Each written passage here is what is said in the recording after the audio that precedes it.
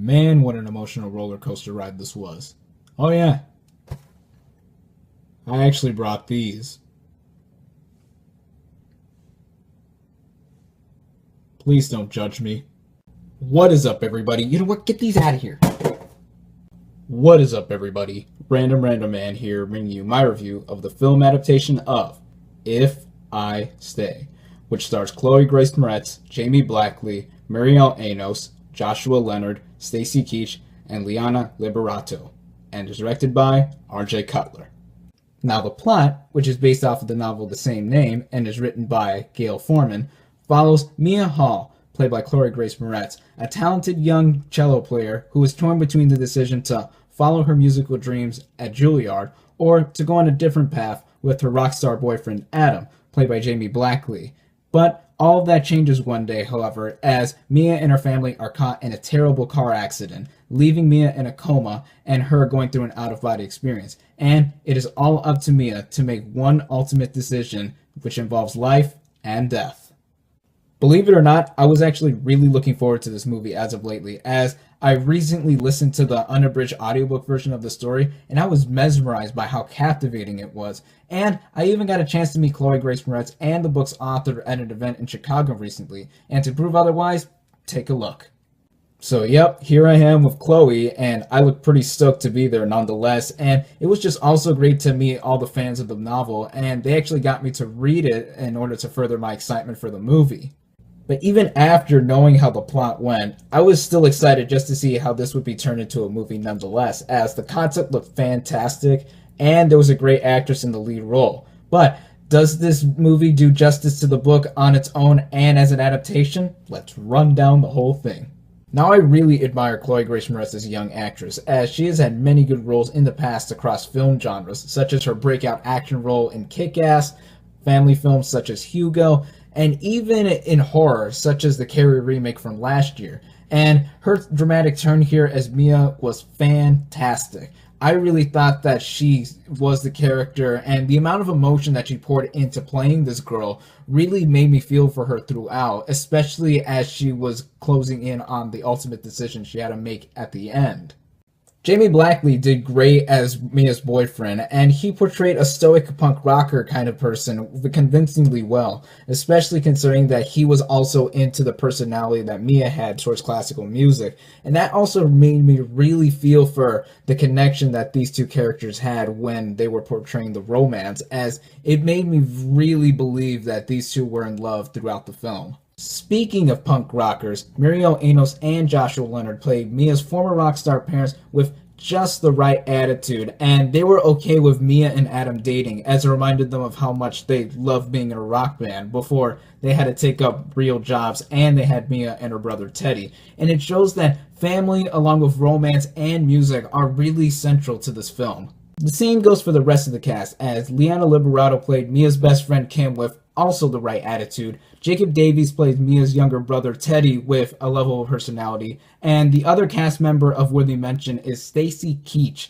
as Mia's grandfather, as there's this one emotional scene with him and Mia in the hospital that really pulled at my heartstrings and really made me feel all of what was happening with the tragic turn of events that this family was going through. And overall, the cast here was just outstanding. I really loved who was playing these characters and how these characters were portrayed on the big screen. Now, the plot structure was done in a very similar fashion to how it was portrayed in the book, as the story is told in flashback, as the present elements were about Mia and her out-of-body experience during and after the car accident in the hospital, while the past aspects were about Mia and her relationship with her family and falling in love with Adam. This is where I think the movie will be put off by many people, as there are transitions from past to present throughout, yet I think that it's handled in a very clever way here, as the switches were not jarring yet not unnoticeable either, so that the audience could get from each point in time without any hassle. And compare that to the book, where the book switches from past to present with time indicators to show that we're going back to Mia and her out-of-body experience in the hospital. So this is where I think the movie was really well paced. There's no scene felt too long or too short, and it really made for an experience that I was enjoying throughout.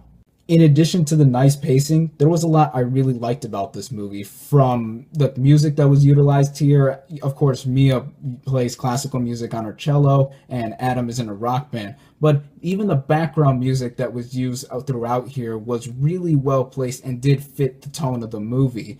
This movie is also really funny at times when it needed to be, from humor that was not too subtle, but then again, not too obvious at the same time.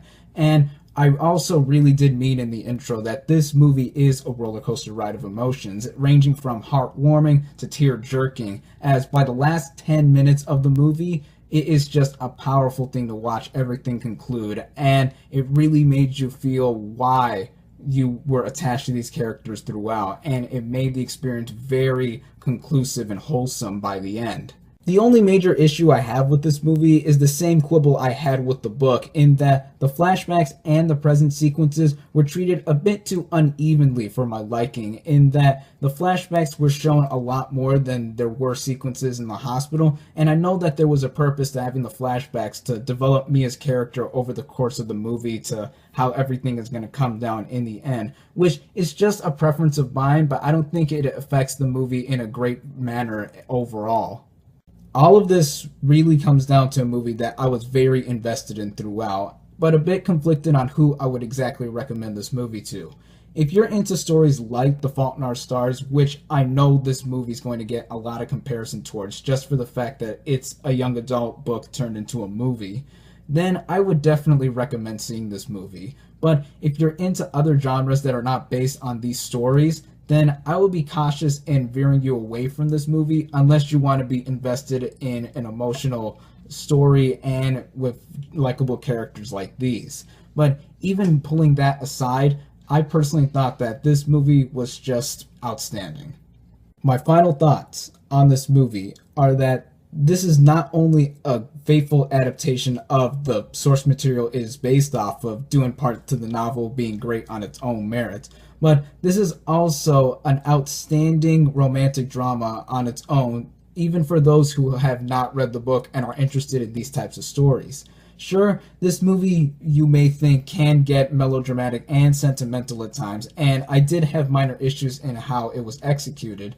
But then again, what story like this is not? As the great cast gives very convincing performances, the plot here is enough to get the emotional waterworks going, and just overall, even the little things like the music and the comedy that do work make this movie quite an enjoyable experience. Definitely bring tissues to this one, and I definitely recommend this movie. My final verdict for If I Stay is 4 out of 5 stars. Thank you all, as always, for watching. Be sure to like this video, comment on what you thought of If I Stay, subscribe to my channel for more, and I'll catch you on the next movie review.